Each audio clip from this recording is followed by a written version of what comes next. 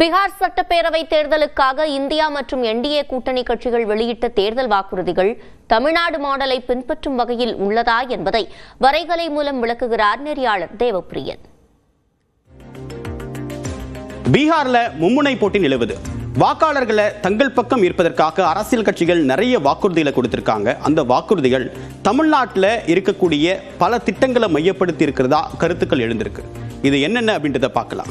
தமிழ்நாட்டில் ஏற்கனவே அமலில் இருக்கக்கூடிய திட்டம், பள்ளிகளில் அரசு பள்ளிகள் மற்றும் அரசு உதவி பெறக்கூடிய பள்ளிகளில் காலை உணவு திட்டம் அமல் இருக்கு. 2022 முதல் இந்த திட்டம் செயல்பாட்டில் இருக்கிறது கவனிக்கத்தக்கது. இப்ப தேசிய ஜனநாயக கூட்டணியுடைய தேர்தல் வாக்குறுதிகளில் பள்ளிகளில் காலை உணவு திட்டம் கொண்டு வரப்படும் அப்படின்றது அறிவிப்பா வெளிவந்திருக்கு. அடுத்ததாக பார்க்கும்போது தமிழ்நாட்டில் 2016 முதல், அதாவது மே மாதம், அப்போதைய முதலமைச்சர் ஜெயலலிதா ஆட்சி பொறுப்பேற்று முதல் கையெழுத்தாக 100 யூனிட் இலவச மின்சாரத்தை நடைமுறைப்படுத்தினாங்க.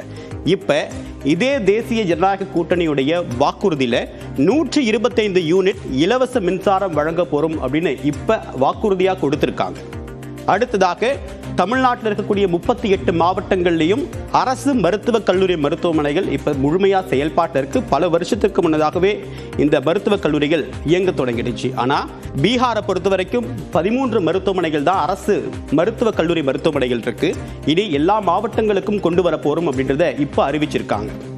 தமிழ்நாட்டில் அனைத்து ரேஷன் அட்டைகளுக்கும் அரிசி இலவசம், அதாவது 20 கிலோ அரிசி வரைக்கும் இலவசம் அப்படின்னு கவனிக்க வேண்டியது. தமிழ்நாட்டில் யூனிவர்சல் பிடிஎஸ் மாடலை ஃபாலோ பண்றாங்க. தேசிய ஜனநாயக கூட்டணியை பொறுத்த வரைக்கும் இலவச ரேஷன் அரிசி அப்படின்றத இப்ப அனௌன்ஸ் பண்ணிருக்காங்க. அங்க இப்ப அமலில் இருக்கிறது என்ன அப்படின்னா டார்கெட்டட் பிடிஎஸ் சிஸ்டம் தான் இப்ப அமலில் இருக்கு. அடுத்ததாக கலைஞர் கனவு இல்ல திட்டம் இந்த ஆட்சியில் அறிமுகப்படுத்தப்பட்டது. ஏற்கனவே 1 லட்சம் வீடுகள் கட்டி கொடுக்கப்பட்டிருக்கு. இப்ப இந்த தேர்தல் வாக்குறுதியில தேசிய ஜனநாயக கூட்டணி 50 லட்சம் புதிய வீடுகள் கட்டித்தரப்போரும் அப்படின்னு அறிவிச்சிருக்காங்க. இது பிரதமர் ஆவாஸ் யோஜனா திட்டத்திலிருந்து முற்றிலுமாக மாறுபட்டது. 100 விழுக்காடு மாநிலங்களுடைய நிதி பங்களிப்பு மூலமா நடத்தப்படக்கூடிய திட்டம். இன்னொன்று முக்கியமானது, தமிழ்நாட்டில் அமல் இருக்கக்கூடிய திட்டங்களை பொறுத்த வரைக்கும் புதுமை பெண் மற்றும் தமிழ் புதல்வன் திட்டம், அதாவது அரசு பள்ளிகளில் படித்து உயர்கல்வியில் சேரக்கூடிய மாணவ மாணவிகளுக்கு எந்த விதமான சாதி வேறுபாடுகள் இல்லாமல் எல்லாருக்குமே 1000 ரூபாய் மாதந்தோறும் உதவித்தொகை வழங்கப்படுது. ஆனா பீகார்ல தேசிய ஜனநாயக கூட்டணியின் தேர்தல் வாக்குறுதியில உயர்கல்வியில் சேரக்கூடிய பட்டியலின மாணவர்களுக்கு மாதம் 2000 ரூபாய் வழங்கப்படும் அப்படின்னு இப்ப வாக்குறுதியா கொடுத்திருக்காங்க. அடுத்ததாக மகாகத்பந்தன் கூட்டணியுடைய வாக்குறுதி தமிழ்நாட்டு திட்டங்களை எதிரொலிக்குதா அப்படின்னு பார்க்கும்போது 200 யூனிட் இலவச மின்சாரம் வழங்க போறோம் அப்படின்னு தேஜஸ்வி யாதவ் தலைமையிலான கூட்டணி அறிவிச்சிருக்காங்க. இது தேர்தல் வாக்குறுதியா இப்ப கொடுத்திருக்காங்க. தமிழ்நாட்டை பொறுத்த வரைக்கும் 2016 இருந்து இது அமல்ல இருக்கு.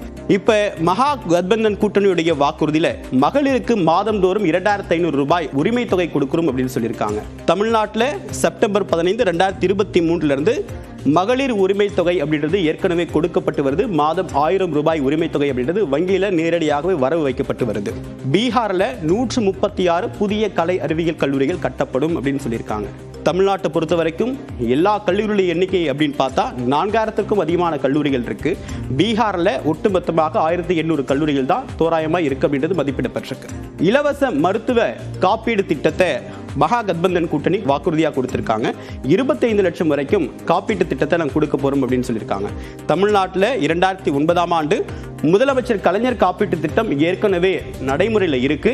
இப்ப அது தொடர்ச்சியாக வெவ்வேறு நோய்களுக்கும் விரிவுபடுத்தப்பட்டிருக்கிறது கவனிக்கத்தக்கது. ஸோ இந்த திட்டம் எல்லாம் தமிழ்நாட்டில் ஏற்கனவே நடைமுறையில் இருக்கு. இதுல பெரும்பாலான திட்டங்கள் தற்போது பீகாருடைய மேனிஃபெஸ்டோவில், அதாவது தேர்தல் வாக்குறுதியில மகா கத்பந்தன் கூட்டணியில மட்டும் இல்லாம தேசிய ஜனநாயக கூட்டணி, அதாவது பாஜக மற்றும் நிதிஷ்குமார் அமைத்திருக்கக்கூடிய கூட்டணியுடைய தேர்தல் வாக்குறுதியிலும் இடம்பெற்றிருப்பது கவனிக்கத்தக்கது.